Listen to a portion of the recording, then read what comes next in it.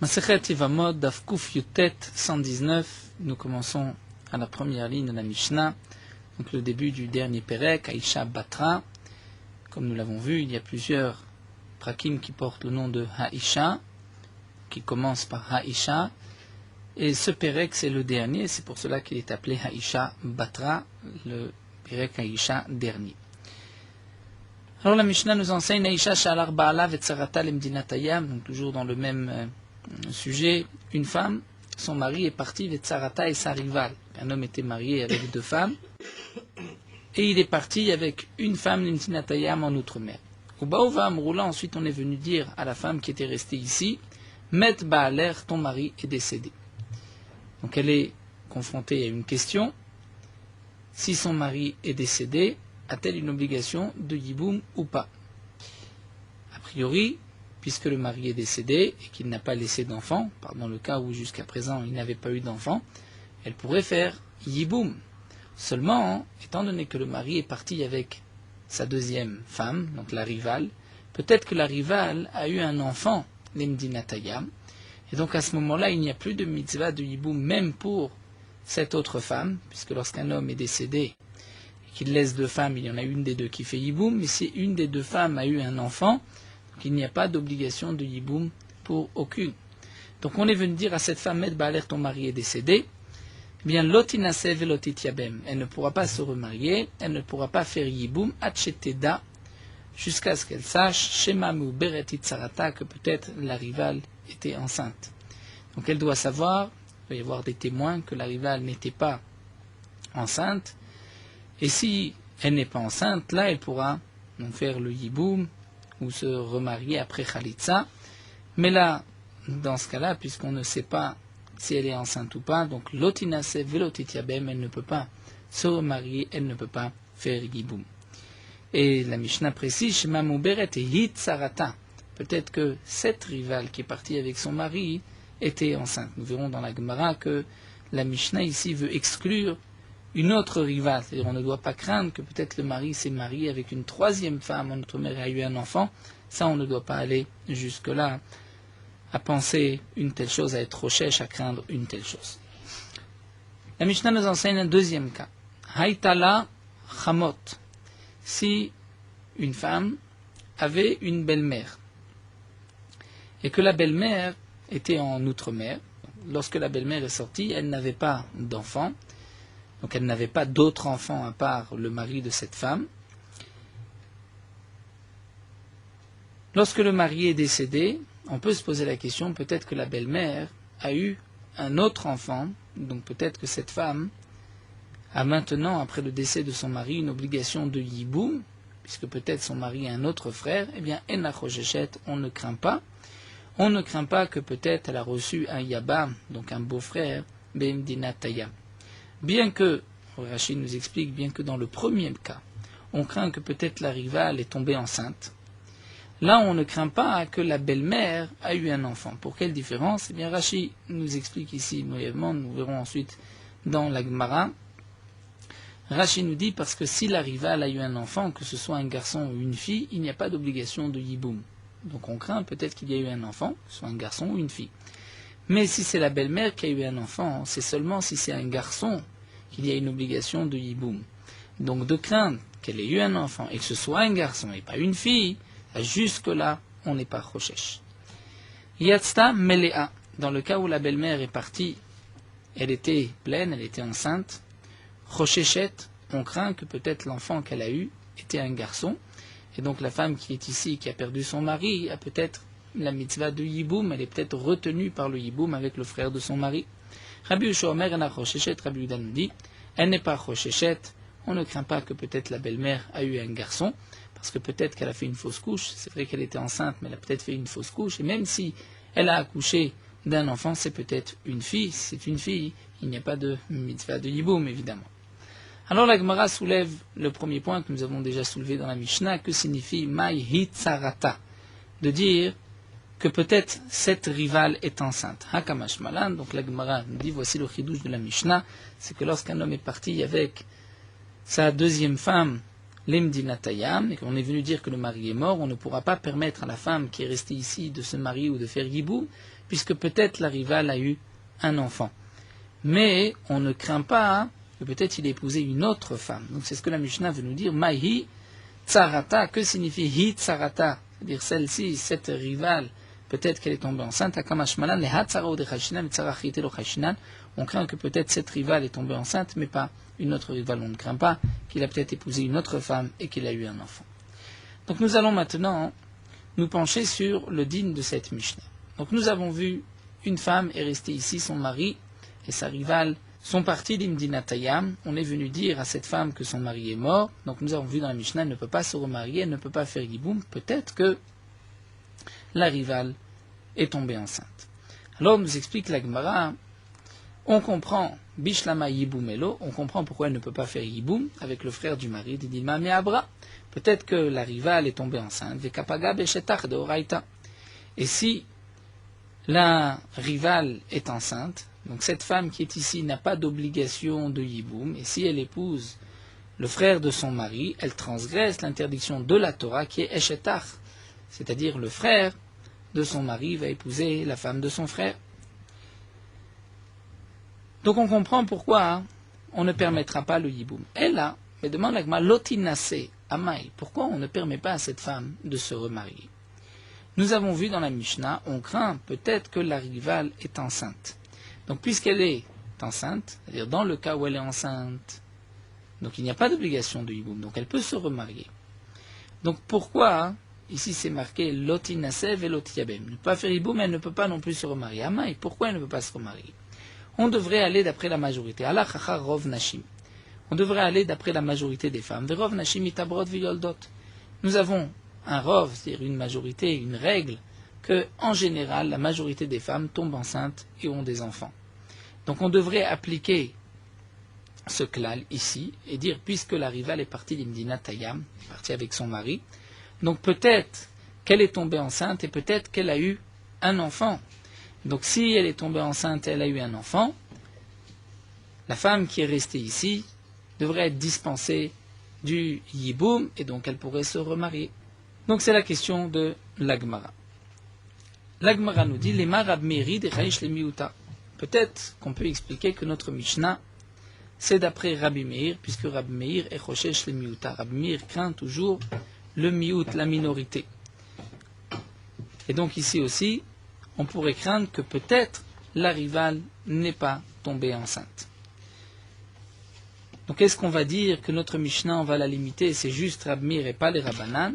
La Gemara nous dit Afilutema Rabbanan. On peut expliquer que notre Mishnah c'est même d'après les Chachamim. Pourquoi? Car les Rabbanan batar Ruba, quand est-ce que les Chachamim vont d'après la majorité? C'est Ruba deite Kaman. C'est une majorité qui est devant nous.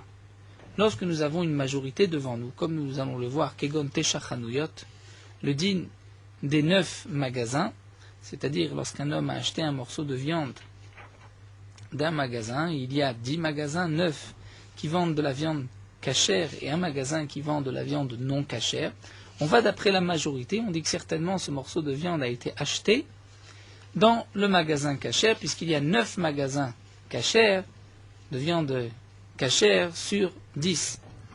Donc c'est seulement lorsque le rov est devant nous, on voit 10 magasins, il y en a 9 qui vendent de la viande cachère. Là les Chachamim nous disent tu vas d'après la majorité. Ou encore Sanhédrin. Le Sanhédrin. Lorsque dans le Sanhédrin, donc nous avons un Sanhédrin de 23 personnes qui vont juger même dîner nefashot, condamnation à mort de celui qui transgresse certaines avérotes de la Torah, s'il y a 12 qui disent que cet homme-là est dispensé de la mort, 11 qui disent qu'il est chayav, donc nous allons d'après la majorité. Là aussi, les Chachamim pensent qu'on va d'après la majorité, puisque nous avons une majorité devant nous. Nous avons 23 dayanim, 23 juges, il y en a 12 contre 11. Aval ruba delete kaman, loaz le rabanan bataruba. Mais peut-être, nous dit la Gemara, que lorsque nous avons une majorité qui n'est pas devant nous, c'est-à-dire lorsqu'on dit les femmes en général, la majorité des femmes ont des enfants, tombent enceintes, et ont des enfants. Donc ça, c'est une majorité qui n'est pas devant nous. C'est pas que nous avons 100 femmes devant nous, on dit la majorité est tombée enceinte et a eu des enfants. C'est une règle, un klal. On dit en général, les femmes, la majorité, tombent enceintes et ont des enfants. Donc puisque c'est un rov qui n'est pas devant nous, lo azlo rabanan bataruba, les Chachamim ne vont pas d'après la majorité. Et là, la Gemara nous dit, c'est impossible. Pourquoi? Avare katan ou ktana. Nous avons le din de katan ou ktana, d'un enfant de moins de 13 ans, une fille de moins de 12 ans, où là aussi c'est des rouba d'élité kamani, c'est un rov qui n'est pas devant nous, vazé rabanan batarouba, et pourtant les khamim vont d'après la majorité, comme l'agma va tout de suite l'expliquer, des Tanya. Nous avons une marloquette, katan ou ktana, lo cholsim velo miyabmin. Un katan, un enfant de moins de 13 ans, ou une ktana, une fille de moins de 12 ans, ne feront pas ni khalitza ni yiboum. Ce sont les paroles de Rabbi Meir. Amroulo le Rabbi Meir, les khamim ont dit à Rabbi Meir, il a fait amarta shen cholsim. C'est juste que tu as dit que un enfant de moins de 13 ans ou une fille de moins de 12 ans ne peuvent pas faire khalitza. Pourquoi? Ish ktiv ba parasha. Dans la parasha de Yiboum, c'est marqué im lo yachpot sa ish. Donc au moment de khalitza, s'il ne veut pas accomplir la mitzvah de Yiboum, il fera khalitza, puisque c'est marqué ish. Donc on va dire c'est un homme de 13 ans, puisque ish c'est toujours 13 ans.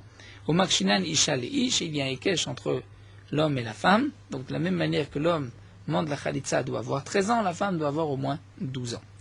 Donc là, les Khamim sont d'accord avec Rabbi Meir que Katan et Ktana ne font pas Khalitza. Et la Matamen Meyabmim, et demande les Khamim pourquoi ils ne peuvent pas faire Yiboum. Pourquoi on ne permet pas au Katan ou à la Ktana de faire Yiboum. Amar Lahem, Rabbi Meir a répondu, c'est simple, Katan Shemaim Saseris. Le Katan, peut-être qu'il deviendra, peut-être qu'il s'avère qu'il sera un eunuque, et il n'y a pas de mitzvah de Yiboum pour un Séris, puisqu'il ne peut pas donner une descendance à son frère, ou la Ktana, peut-être qu'elle sera Shmatimtsa Ailonit, comme nous avons vu qu'il ne peut pas avoir d'enfant, et il n'y a pas de mitzvah du Yiboum pour le Séris et l'Ailonit.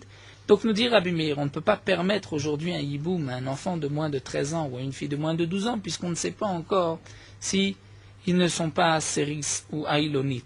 Et si on permet maintenant le Yiboum, Nimtseu Pogim Berva, peut-être que cet enfant est un Séris, pour l'instant il n'a pas encore atteint l'âge de la puberté, donc on ne peut pas le savoir, de même pour la fille de moins de 12 ans, mais peut-être que par la suite, on va voir que c'est un séris ou un ailonite, et donc ils vont transgresser l'interdiction de Herva, c'est-à-dire de prendre la femme de son frère. C'est une interdiction qui n'est permise que lorsqu'il y a la mitzvah de Yiboum. Donc c'est pour cela, d'après Rabbi Meir, qu'on ne permettra pas le Yiboum au Katan et la Ktana. Mais les Chachamim pensent, c'est vrai, Zil Batarouba des Ktanim va d'après la majorité des Ktanim, des enfants de moins de 12 ans, de moins de 13 ans. Verov Ktanim Lafsriseninu, et la majorité ne sont pas, la majorité des garçons de moins de 13 ans ne sont pas des Srisim, des eunuques. Et Zil Batarov Ktanot va d'après la majorité des filles de moins de 12 ans. Verov Ktantlav Ailonit, elles ne sont pas non plus Ailonit. Donc, tu vois ici que, d'après les Chachamim, on tient compte de la majorité, même lorsque c'est une majorité qui n'est pas devant nous. C'est un rov de l'été kaman, puisque c'est vrai qu'on dit en général, les garçons dans le monde de moins de 13 ans ne sont pas des srissim, de même pour les petites filles de moins de 12 ans ne sont pas ailonites. Et là, donc on revient, mechaverta matnim Rabbi Meiri, donc notre Mishnah, ça ne peut pas être les Chachamim, c'est donc Rabbi Meir. Donc reprenons le din que nous avons vu dans la Mishnah. Nous avons vu dans la Mishnah le din suivant, une femme qui est restée ici, son mari est parti, l'Imdina Tayam, avec une deuxième femme, avec sa rivale.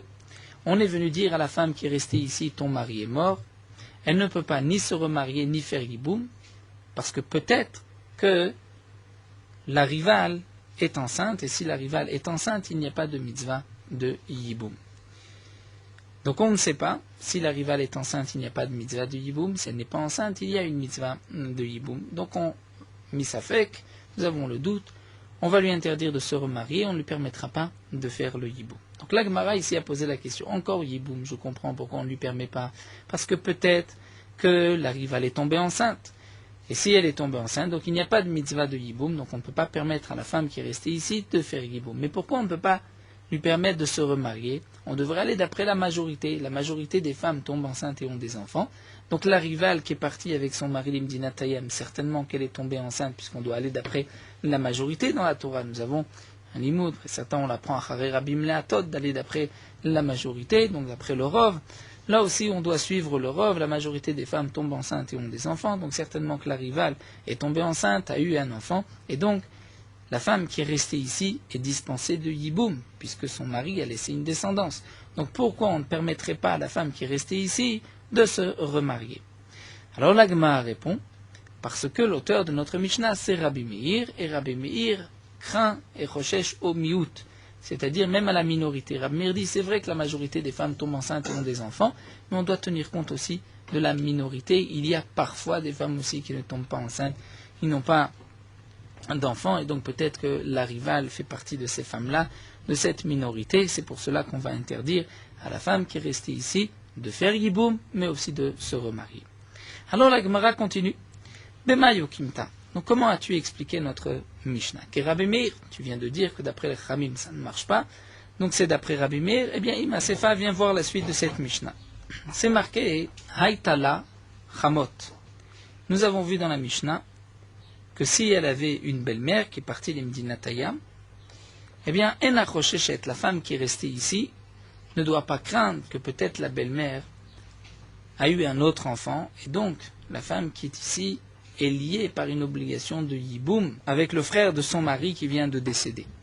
Donc c'est marqué Hayala Chamot, si elle a une belle-mère qui est partie d'Imdinatayam, Ena Chosheshet, donc qui est partie, ou une belle-mère qui habite l'Imdinatayam. Ena Chosheshet, la femme qui est ici ne craint pas que peut-être la Chamot, peut-être que la belle-mère est tombée enceinte. Alors demande la Gemara, puisque tu vas d'après Rabbi Meir, nous allons avoir un petit problème. Pourquoi? Hamay, Rov Nashim, on devrait aller d'après la majorité des femmes. Verov Nashim itabrod veyoldot, et la majorité des femmes tombent enceintes et ont des enfants. Maintenant, c'est vrai que nous avons miut mapilot, une minorité qui font de fausses couches. Mais nous avons aussi notre règle, c'est Chola Yoldot, et toutes les femmes qui ont un enfant, qui accouchent, il y a Mersa Scharim, Mersa Nekevot, c'est-à-dire moitié. C'est-à-dire ça peut être un garçon comme une fille, donc il y a moitié de garçons, moitié de filles, il y a 50% de chance. Donc maintenant, nous avons, si on peut dire demi-août, pour dire que la femme qui est ici n'a pas d'obligation de yiboum. Peut-être que la belle-mère, c'est vrai qu'elle est tombée enceinte, mais peut-être qu'elle a fait une fausse couche. Même si elle est tombée enceinte, peut-être qu'elle a eu une fille. Donc, sa mort miuta de ma pilote, les mertsan et kevot. Dit la Gemara, tu vas lier ou appuyer, poser le miut, la minorité des femmes qui font une fausse couche, à cette moitié, parce que nous avons dit peut-être que cette femme fait partie de la majorité, elle a eu un enfant, mais c'est peut-être une fille.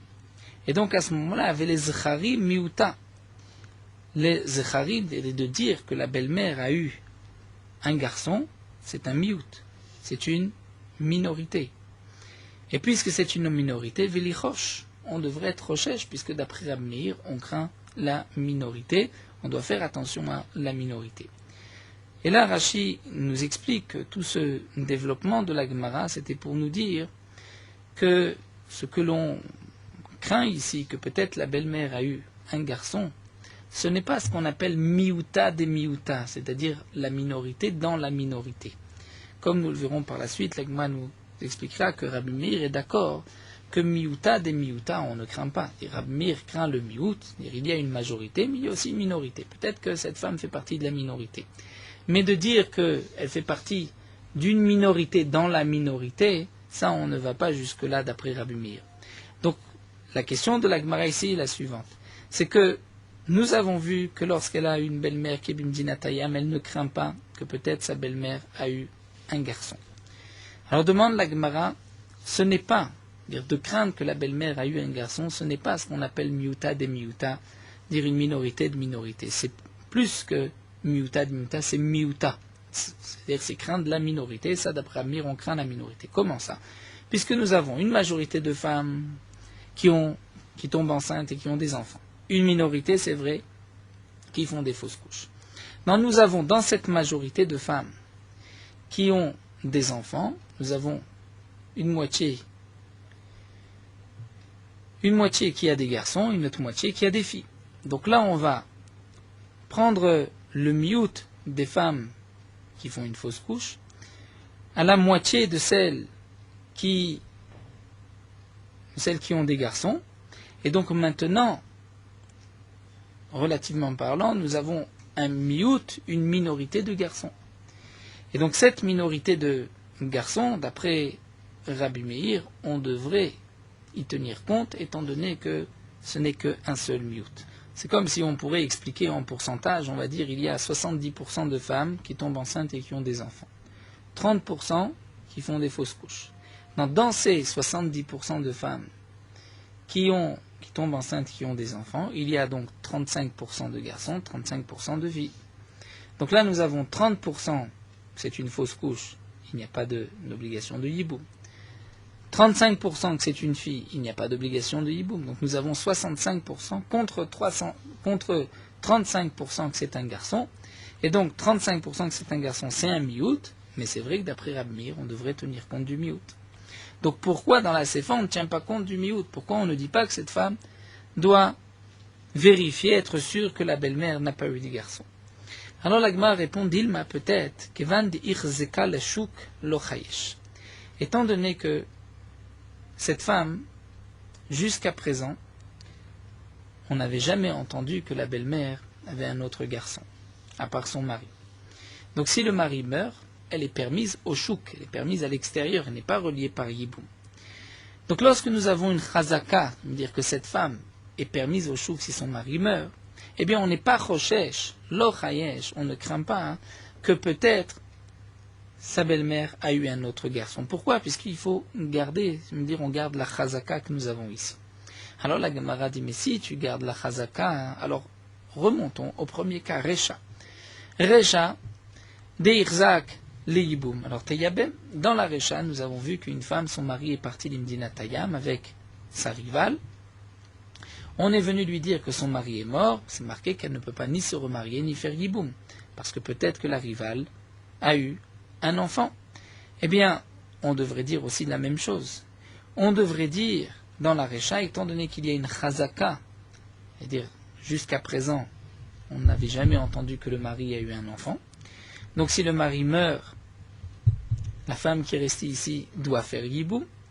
Donc maintenant, c'est vrai que le mari est parti avec la rivale, mais puisque nous ne savons pas, on devrait maintenir, garder la chazaka, et donc, Teyabem, elle pourrait faire Yiboum.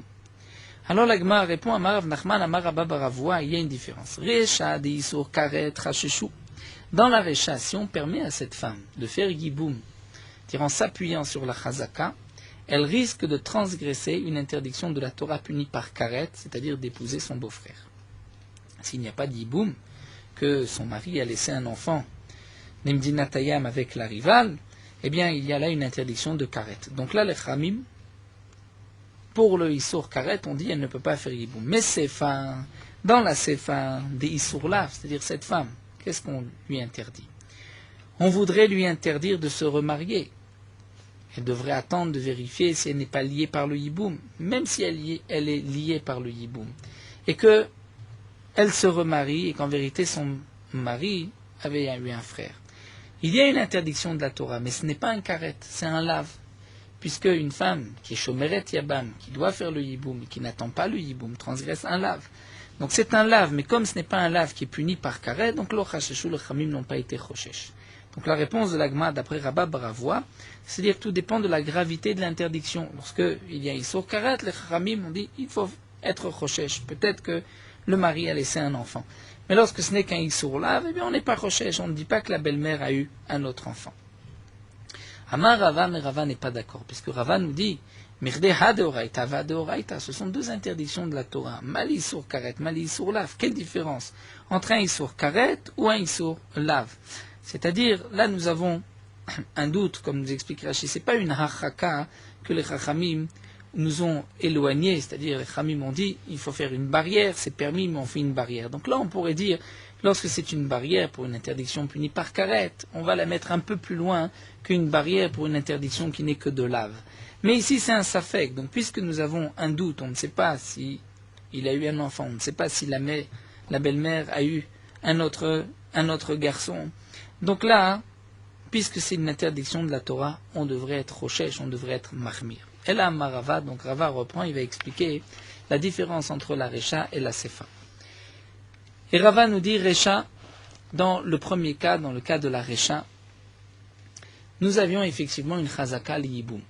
C'est-à-dire cette femme, lorsque son mari et sa rivale sont partis d'Imdina Tayam, le mari n'avait pas eu d'enfant encore.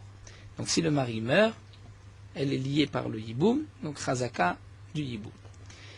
Veruba, la chouk. Maintenant le rov nous pousse à dire qu'elle est permise la chouk à l'extérieur, puisque le rov, c'est que toute femme qui vit avec son mari tombe enceinte et a des enfants. Donc la rivale qui est partie d'Imdinatayam, certainement elle a eu un enfant. Donc si elle a eu un enfant, donc le mari a une descendance et la femme qui est ici n'a pas de mitzvah d'Yiboum, elle peut se marier la chouk.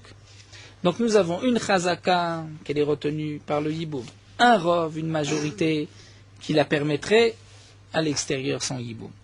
Et donc nous dit la Gemara, chazaka lo adif kiruba. La chazaka n'est pas aussi forte que le rov. Puisque la chazaka n'est pas aussi forte que le rov, vaïte miuta de mapilot. Donc d'après Rab Meir, on tient compte de la minorité, donc on va prendre la minorité, on va dire, mais peut-être que la rivale a fait une fausse couche.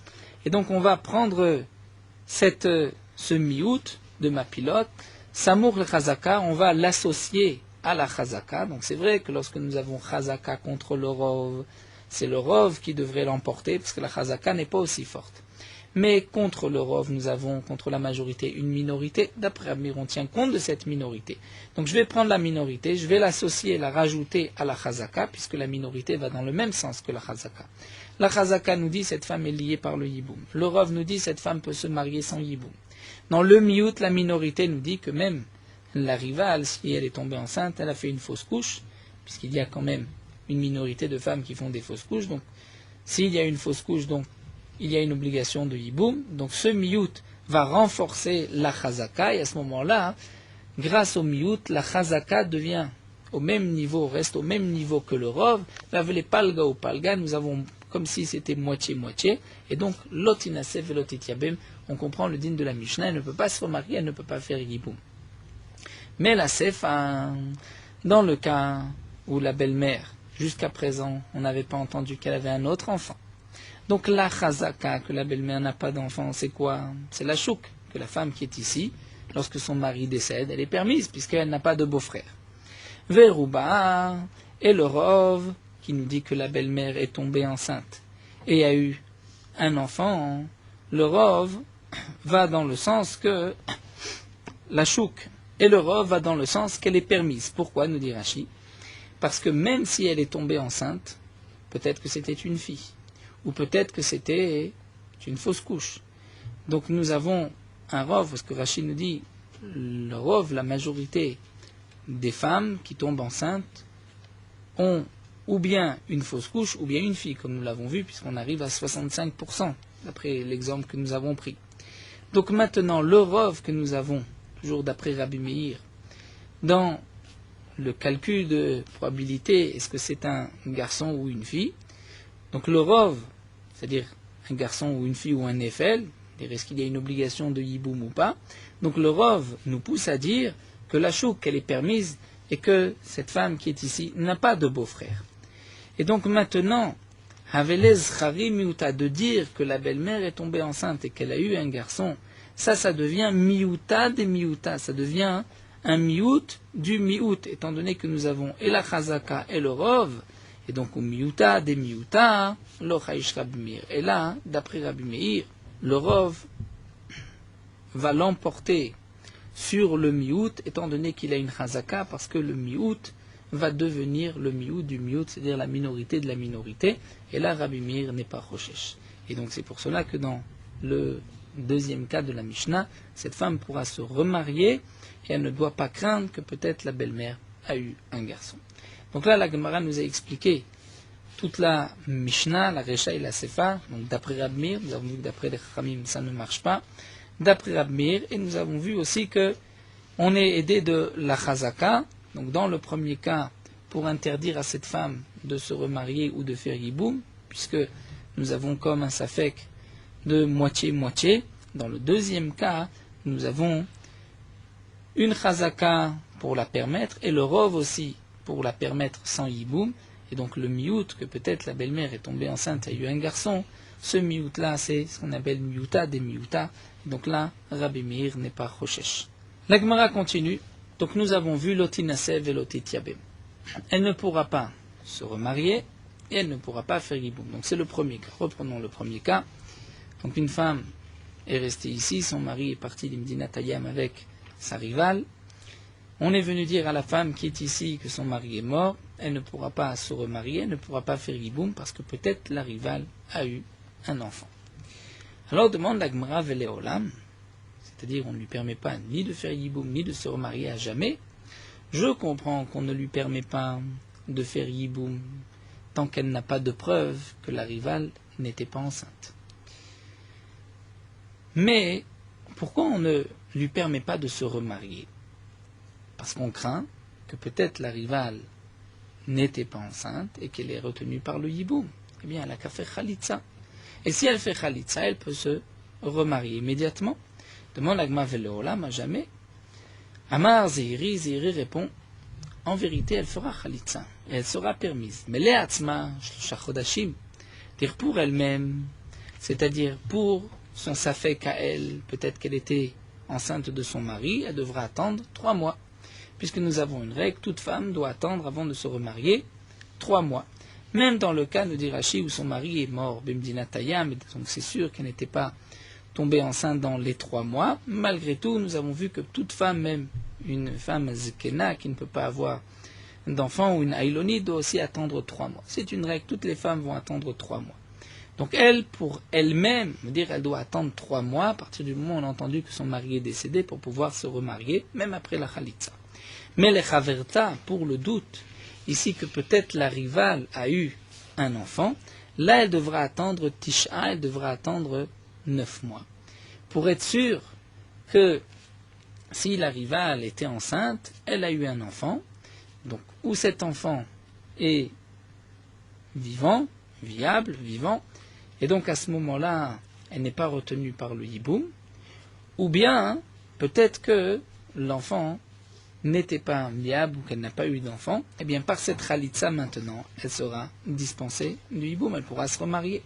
Et Rashi nous dit, même si pendant ces 9 mois elle a déjà fait Khalitsa, eh bien elle ne pourra pas se remarier pendant les 9 mois. Pourquoi? Parce que nous dit Rashi, peut-être que la rivale est tombée enceinte et que c'était un enfant chez le Kayama. Et nous avons vu que la Khalitsa ne va pas donc la dispenser, il n'y a que le Vlad, donc cet enfant, qui va maintenant la dispenser, puisque elle était enceinte, elle avait un enfant, donc la Khalitsa ne servait à rien, et l'enfant, le Vlad, ne dispense que lorsqu'il est né. C'est-à-dire que si un homme a laissé une femme enceinte, nous avons vu que tant que l'enfant n'est pas né, la femme n'est pas permise, ne peut pas dire une autre femme, celle-ci ne peut pas se remarier, en disant, tiens, cet homme-là, lorsqu'il est décédé, le mari a laissé une descendance, étant donné que l'enfant n'est pas encore né.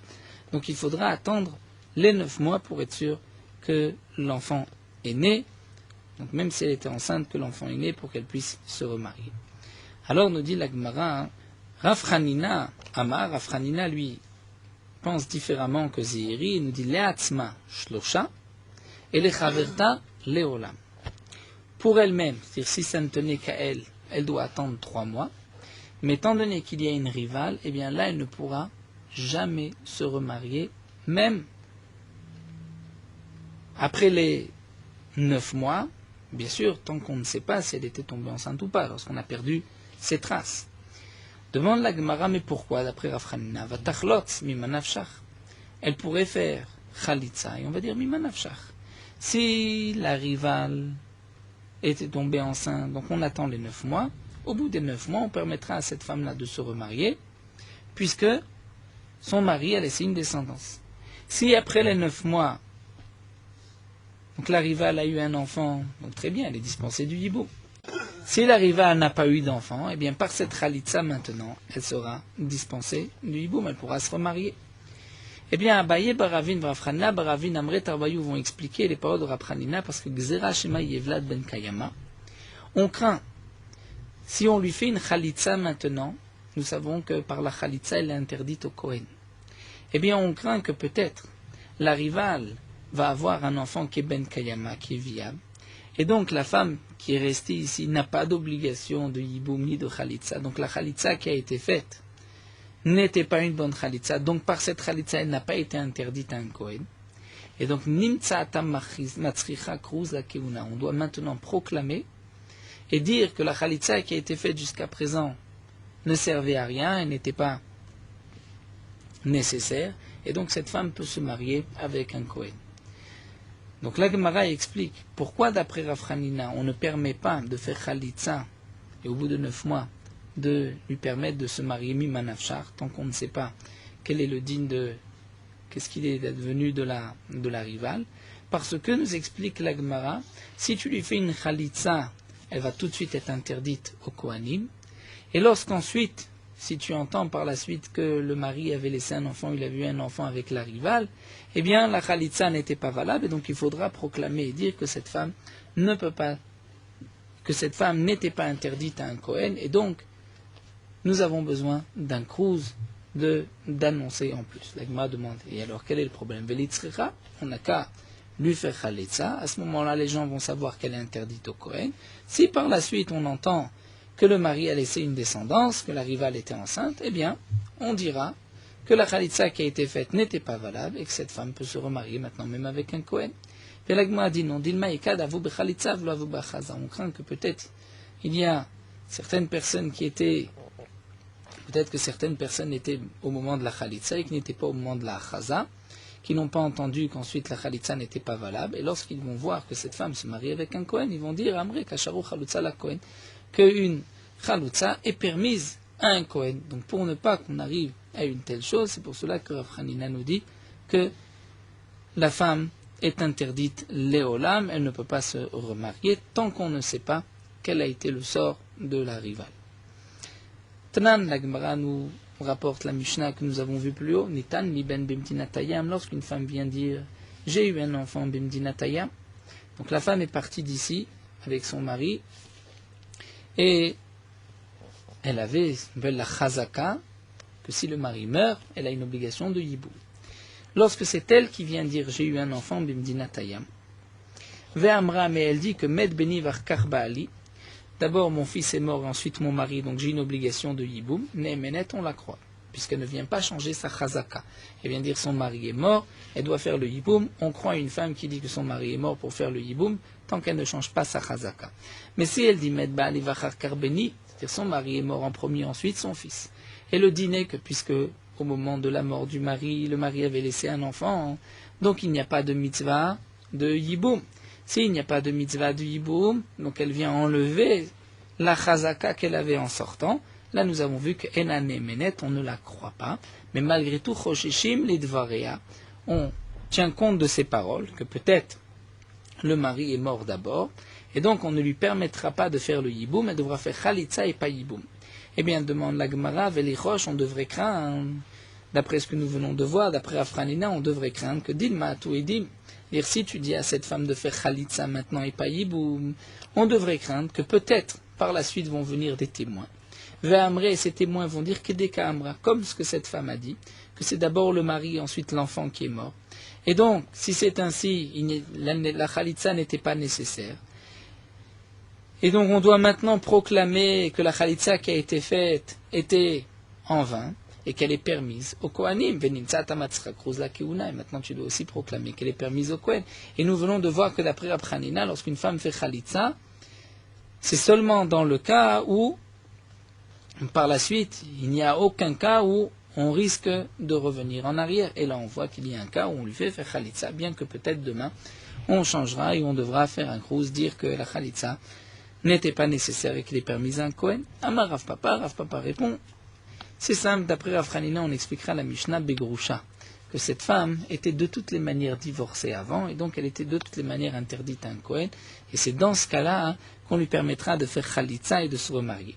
Après Yaberid Ravuna Amar, après Yaberid Ravuna de notre situation, Be'amra ani ve'u nechbenu b'ma'ara. C'est lorsqu'elle dit qu'elle et son mari et son enfant se sont cachés dans une grotte, et que le mari et ensuite l'enfant sont morts.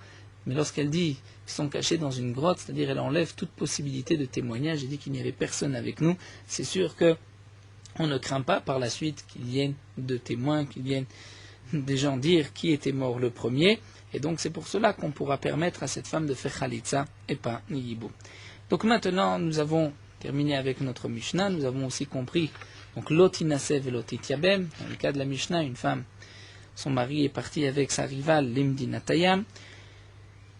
Lorsque on vient dire à cette femme que le mari est mort, elle ne pourra pas se remarier, mais elle ne pourra pas faire yiboum. Donc on a posé la question, je comprends pourquoi elle ne fait pas yiboum, parce que peut-être la rivale a eu un enfant, mais pourquoi elle ne peut pas se remarier? Elle devrait faire khalitza, grand maximum, et se remarier, ou, comme nous l'avons vu, attendre les 9 mois.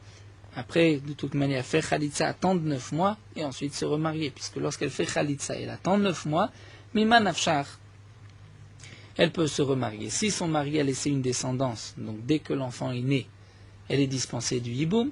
Si le mari n'a pas laissé de descendance, elle a fait khalitza et elle est permise. Nous avons vu deux explications. Ou bien celle de Zéhiri, qu'effectivement au bout de 9 mois elle pourra se remarier.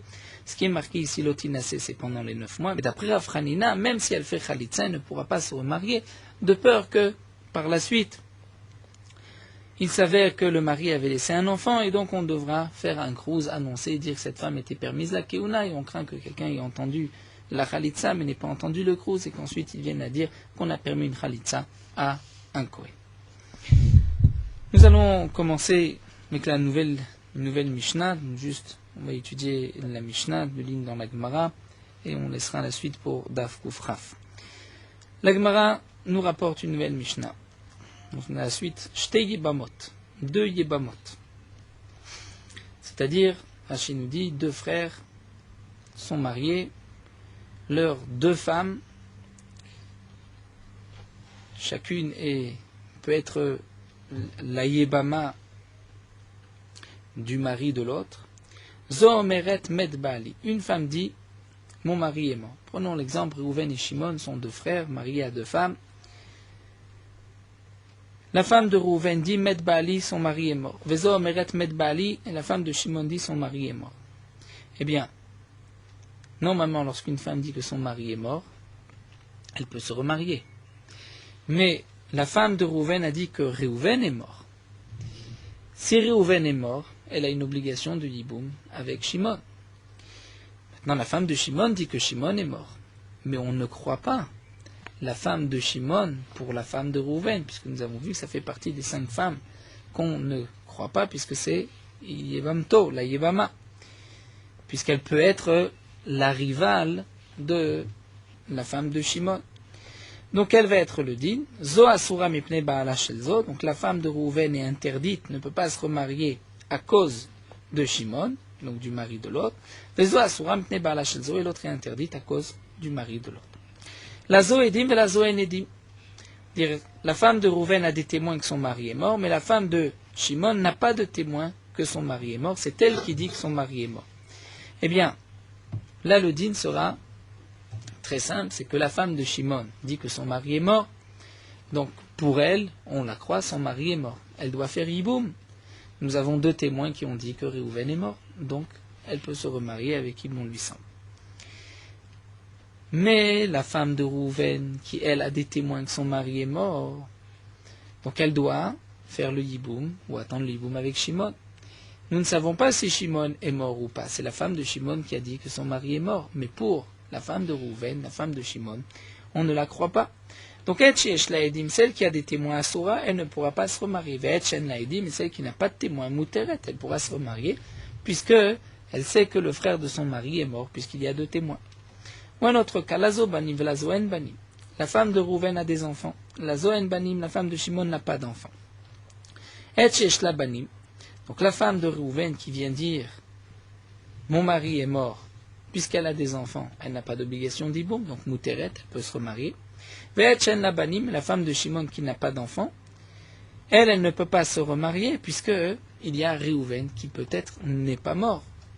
Encore une fois, nous avons le témoignage que Reuven est mort que de la femme de Reuven qui n'est pas valable pour la femme de Shimon. Nitia Bemu. Dans le cas où elles ont fait Yiboum, dans le cas où il y avait encore 2 frères, et donc les 2 femmes ont fait Yiboum, puisque s'il y a 2 frères, c'est sûr qu'il y a une obligation de Yiboum, donc Reuven et Shimon ont laissé 2 frères Lévi et Yehuda. La femme de Reuven dit que son mari est mort, la femme de Shimon dit que son mari est mort. Eh bien, une fait Yiboum avec Lévi, l'autre avec Yehuda, ou Metua et Bamim, et ensuite Lévi et Yehuda sont morts. Donc maintenant, quel va être le din? Eh bien, on revient à Sourot Linnase. Elles ne peuvent plus se marier, puisque la femme de Rouven est interdite à cause de Shimon, qui est peut-être en vie, et la femme de Shimon est interdite à cause de Rouven, qui est peut-être en vie. Mais Rabbi Lazar, Omer, Oil, Voutrou Ibamim, Voutrou le Kolarodam. Rabbi Lazar nous dit, étant donné qu'elles ont été permises au Yabam, donc, lorsqu'on a permis à Lévi et Yehuda ces deux femmes, c'est qu'on a tranché, on a dit que Rouven et Shimon sont morts. Et bien ensuite, Voutrou le Koladam, lorsque Lévi et Yehuda décèdent, eh bien elles seront permises à tout homme, puisqu'on a déjà tranché que Rouven et Shimon sont décédés. Nous reviendrons bien sûr sur la raison de Rabbi Lazar dans la Gemara.